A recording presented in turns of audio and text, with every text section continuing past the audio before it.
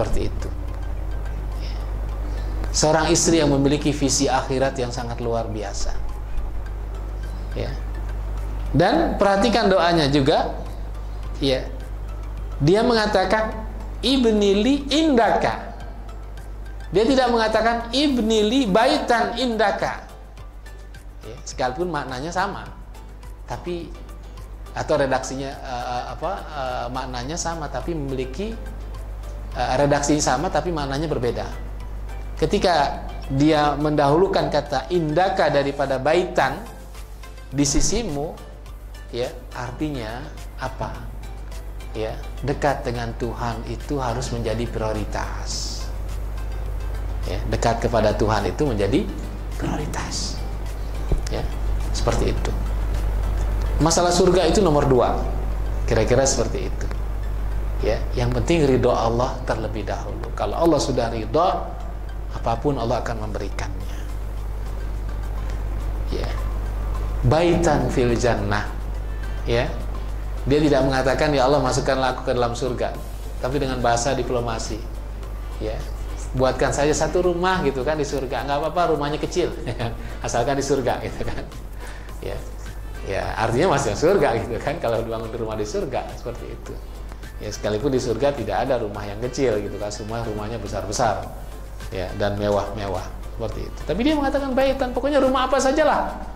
Pokoknya judulnya rumah tapi di surga. Itu kan nakirah dalam bentuk umum. Dia tidak mengatakan rumah yang mewah, istana yang megah. Ya pokoknya rumah terserah Allah lah. Ya. Mau rumahnya rumah orang Eskimo gitu kan, nggak apa-apa tapi ada surga gitu kan. Ya, kalau sudah di surga nanti bisa minta macam-macam. Ya, atau rumahnya gubuk misalnya nggak apa-apa asal di surga. Seperti itu. Sekalipun tadi ya di surga itu tidak ada rumah gubuk, tidak ada rumah tipe yang kecil, semuanya tipenya tipe besar-besar. Kata Nabi SAW, satu penduduk surga itu memiliki 70.000 istana. Itu setiap penduduk surga memiliki 70.000 istana. Dan satu istana itu memiliki 70.000 kamar. Ya, seperti apa luasnya istana itu? Jadi satu istana itu memiliki 70.000 kamar. Di dunia ini tidak ada bangunan ya hotel yang memiliki sampai 70.000 kamar. Ya kan, paling 100-200 kamar, tapi 70.000 kamar. Dan setiap kamar itu memiliki 70.000 tempat tidur. Bayangkan seperti apa luasnya, kok banyak banget gitu kan. Pikiran kita banyak ya, tapi bisa jadi kita merasa kurang. Kenapakah kita tinggal di surga itu selama-lamanya ya, bisa jutaan tahun, bisa miliaran tahun ya. Kita di dunia saja hidup yang katakanlah 70-80 tahun, itu sudah ganti tempat tidur mungkin sudah 5 kali gitu kan, bagi yang punya duit gitu kan. Biasanya kalau banyak uang kan ya 10 tahun sekali ganti atau 5 tahun sekali ganti, bosan gitu kan. Seperti itu. Nah ini bayangkan jutaan tahun, miliaran tahun ya bahkan itu tidak cukup ya. Ya 70.000 tadi seperti itu. Ini untuk menggambarkan seperti apa kenikmatan surga tersebut. Wa najjini min fir'aun, dan selamatkanlah aku dari Fir'aun, wa amalihi, dan perbuatan-perbuatan jahat Fir'aun. Di antaranya tadi Fir'aun tidak bisa menjamahnya, tidak bisa menikmatinya sebagai istri ya. Kalaupun dia bisa mendekat, yang didekati adalah syaitan yang menjelma sebagai Asia ya, begitu menurut sebagian mufassirin. Wa najjini minal qaumiz zalimin, dan selamatkanlah aku dari kaum yang zalim. Jelas Fir'aun itu masuk neraka, tapi istrinya masuk surga. Dua model rumah tangga semacam ini sudah barang kita tidak ingin, ya kan? Istri saja yang masuk neraka atau suami saja yang masuk neraka. Apalagi yang ketiga gitu kan? Model yang ketiga ya kompak, ya masuk neraka semua. Ya, contohnya siapa? Abu Lahab. Ya kan, tabbat yada abi lahabi wa tab ma aghna anhu maluhu wa ma kasab. wa imra'atuhu hammalatal hatab fi jidiha hablum min masad. Abu Lahab itu suami istri masuk neraka. Kenapa? Karena mereka berbuat jahat kepada Rasul sallallahu alaihi wasallam. Di samping mereka durhaka kepada Allah Subhanahu wa taala. Ya. Abu Lahab itu adalah orang yang sangat besar permusuhan dan kebenciannya kepada Rasul sallallahu alaihi wasallam. Ya. Seperti itu. Ya. Begitu juga istrinya tidak kalah hebat. Ya, permusuhan dan kebenciannya kepada Rasul sallallahu alaihi wasallam. Ketika turun surat Al-Lahab ini, kalau kita membaca tafsir, itu langsung istrinya itu membawa sebongkah batu, ya, sekepal tangannya, ya. Kemudian dia, ya, mencari Muhammad atau keberadaan Muhammad. Dia tanya kepada setiap orang, di mana ada Muhammad? Ya. Orang bertanya, memangnya ada apa? Akan aku kepul kepalanya dengan batu ini. Memangnya kenapa? Enak saja dia mengatakan, wa imra'atu hammalatal hatab fi jidiha hablum min masad. Dia merasa tersinggung dengan ayat tersebut. Ya. Kata orang di sana di Masjidil Haram dekat Ka'bah dia sedang beribadah. Dia buru-buru ke sana. Dia cari, ya, Muhammad berada di mana? Tidak ditemukan. Dia hanya bertemu dengan Abu Bakar. Dia pun tanya dengan Abu Bakar, "Wahai Abu Bakar, mana teman kamu itu yang namanya Muhammad?" Ya, kata Abu Bakar, "Emangnya ada apa? Akan aku kepul kepalanya dengan batu ini," katanya. Ya, memangnya ada persoalan apa? Dia mengatakan wa imra'atu hammalatal hatab gitu kan. Ya, dia merasa terhina dengan ungkapan itu. Ya kan? Abu Bakar, ya, menggelengkan kepala, menunjukkan dia tidak tahu atau pura-pura tidak tahu gitu kan. Kemudian ditinggalkanlah Abu Bakar, cari lagi. Begitu sudah jalan beberapa langkah, Abu Bakar, ya, menoleh ke samping sambil mengatakan, "Ya Rasulullah, memangnya dia tidak melihat kamu ada di sampingku?" Jadi Rasulullah ada di samping Abu Bakar, tapi Allah butakan matanya. Ya, Allah selamatkan Rasul sallallahu alaihi wasallam dari perilaku wanita jahat tersebut. Ya, bahkan kadang dia ikut-ikutan suaminya meletakkan duri di jalanan yang biasa dilalui oleh Rasulullah sallallahu alaihi wasallam. Ya, seperti itu. Ya. Padahal rumahnya juga tidak terlalu jauh dengan Rasulullah sallallahu alaihi wasallam, dan tidak ada yang namanya bertetangga itu. Tetangga itu berbuat jahat kepada tetangganya, kecuali tadi Abu Lahab dan keluarganya. Di samping itu Abu Lahab juga ini paman Nabi sallallahu alaihi wasallam. Ya. Seperti itu. Itulah. Kedua-duanya kompak masuk ke dalam neraka. Juga tipe yang semacam ini, model yang semacam ini tidak kita inginkan. Yang kita inginkan adalah kita kompak masuk surga. Ya, suami kita masuk surga, kita juga masuk surga. Anak-anak kita juga masuk surga. Ya kan? Contohnya adalah keluarga Nabi Allah Ibrahim. Ya. Alaihi assalam. Ya kan? Ibrahim itu istrinya adalah diantaranya Hajar, anaknya adalah Ismail. Ya, mereka adalah keluarga yang harmonis, keluarga yang bahagia, keluarga yang beriman kepada Allah Subhanahu wa taala, keluarga yang taat kepada Allah Subhanahu wa taala. Ya, Ibrahim itu sudah lama merindukan anak. Ya. Kemudian Allah memberikan anak Ismail. Ya kan? Tapi begitu beranjak dewasa, ya, Allah memerintahkan Ibrahim untuk menyembelih anak kesayangannya itu. Ya. Bagaimana perasaan orang tua ketika disuruh untuk menyembelih anaknya yang sangat dicintai? Ya, karena ini perintah Allah Subhanahu wa taala, maka Ibrahim pun melaksanakan perintah tersebut. Dan lebih menakjubkan lagi, Ismail ternyata tidak menolak, bahkan mendukung ya, apa yang diperintahkan Allah kepada ayahnya. Ya, ya abatif al ma tu'mar satajiduni insyaallah minas sabirin. Wahai ayahanda, laksanakanlah apa yang diperintahkan Allah kepadamu. Subhanallah, luar biasa. Anak yang begitu taat kepada Allah juga taat kepada orang tuanya. Ya kan? Ismail itu adalah anak yang taat kepada Allah dan juga taat kepada orang tuanya. Begitu juga dengan ibunya Hajar. Subhanallah, luar biasa ketaatannya kepada Allah Subhanahu wa ta'ala ketika dia baru saja melahirkan beberapa waktu. Ya, diajak berjalan jauh oleh Ibrahim suaminya, ya, ke tengah padang pasir. Ya, padahal dia belum lama melahirkan.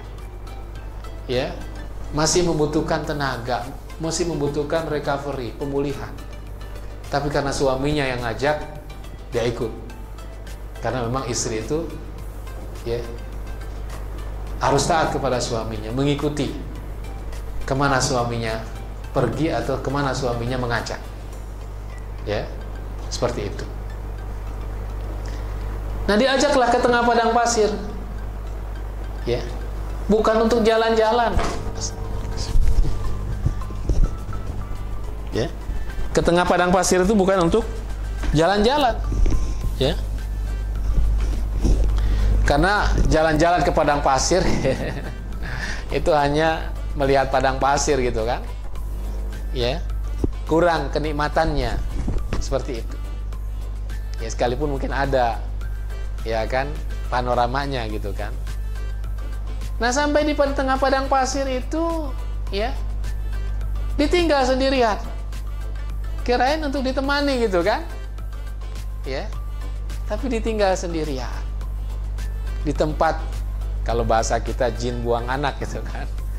Nggak ada tanda-tanda kehidupan, sepi, sunyi, senyap, ya, bahkan tidak ada sebatang pohon pun. Ya, Hajar pun mengatakan, apakah Tuhan yang memerintahkan kamu untuk meninggalkan aku seorang diri di tempat yang sunyi dan senyap ini? Tidak ada tanda-tanda kehidupan, tidak ada sepotong pohon pun. Ismail tidak kuat menjawabnya, ya, sehingga dia pun bergegas untuk meninggalkan istrinya seorang diri dengan putranya Ismail yang masih bayi. Hajar ingin meyakinkan bahwa memang itulah perintah Allah. Dia tanya lagi sampai 3 kali, Allah amaraka haza, apakah Allah yang memerintahkan kamu untuk melakukan ini? Baru pada kali yang ketiga Ibrahim mengatakan, bala, iya, hanya itu yang bisa diungkapkan oleh Ibrahim. Karena memang terasa berat kalau diajak bicara, kamu sabar di sini ya, seorang diri ini perintah Tuhan. Itu semakin berat untuk melepaskannya, ya kan? Ya, makanya dia mengatakan tinggal saja begitu kan? Ketika ditanya Allah yang memerintahkan kamu, iya, dia tinggal jalan. Subhanallah, apa kata sang istri ketika Ibrahim mengatakan iya? Izan lan yudayyi'una Allah. Kalau begitu Allah tidak akan menyia-nyiakan aku di sini. Ya. Dan benar saja ketika perbekalannya semakin menipis, air pun berkurang, dia berusaha untuk mencari air, lari dari Bukit Safa ke Marwa berkali-kali.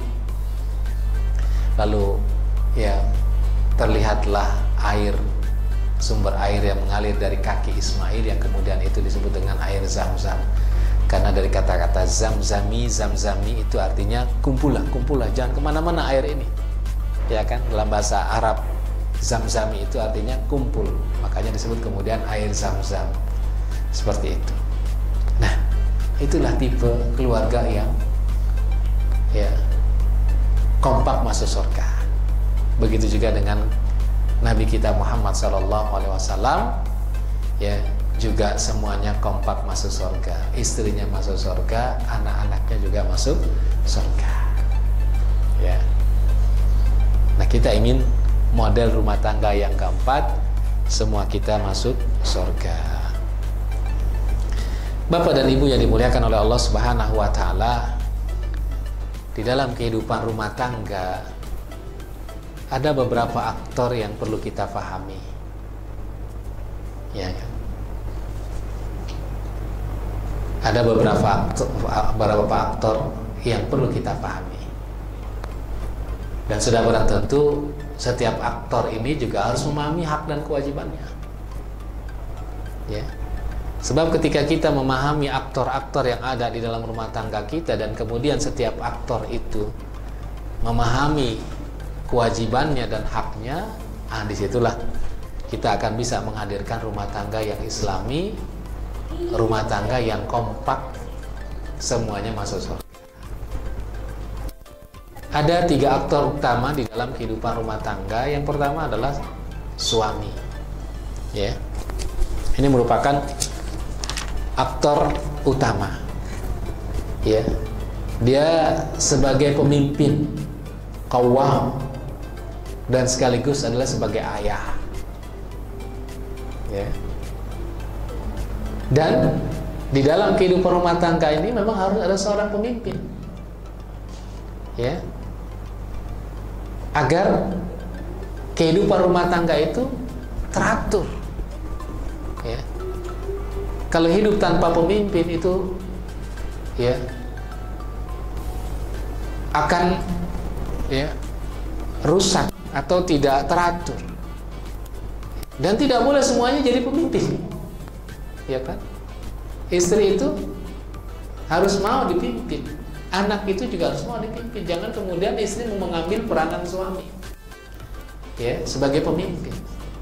Ya. Dan suami ini ada kewajiban-kewajiban yang harus dilaksanakan, di samping juga suami punya hak. Ya, nanti dalam kesempatan yang lain kita akan bahas tentang ya, kewajiban suami dan hak suami.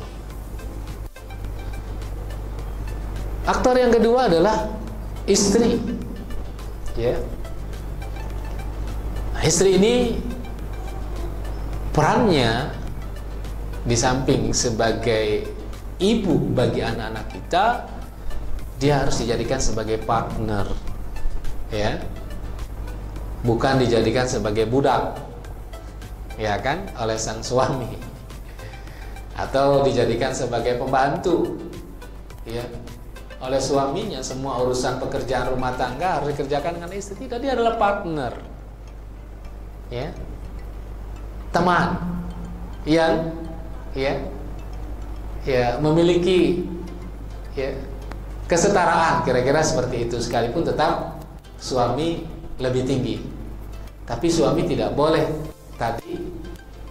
mengeksploitasi istrinya, ya kan, dengan mengatakan kan istri harus taat kepada suaminya sehingga segala sesuatunya dibebankan kepada istri. Itu juga tidak bijak, ya, suami yang seperti itu. Dan istri ini harus bisa memerankan sebagai ibu bagi anak-anaknya. Ya. Sehingga dalam ungkapan bahasa Arab itu dikatakan al-ummu madrasatun, ibu itu adalah sekolah. Dialah yang memberikan pendidikan yang terbesar bagi anak-anaknya.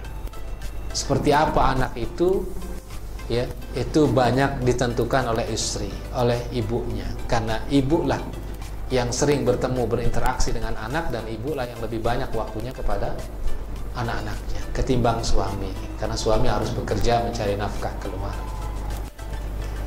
Dan aktor yang ketiga adalah anak-anak itu sendiri, ya, mereka adalah aktor yang juga sangat menentukan kebahagiaan kita sebagai suami dan istri di dalam kehidupan rumah tangga kita. Bagaimana kita mendidik anak dan mengarahkan anak, itulah ya faktor yang menentukan kebahagiaan kita di dalam rumah tangga kita, di dalam kehidupan dunia ini. Di samping itu, anak ini adalah sebagai regenerasi, generasi penerus kita.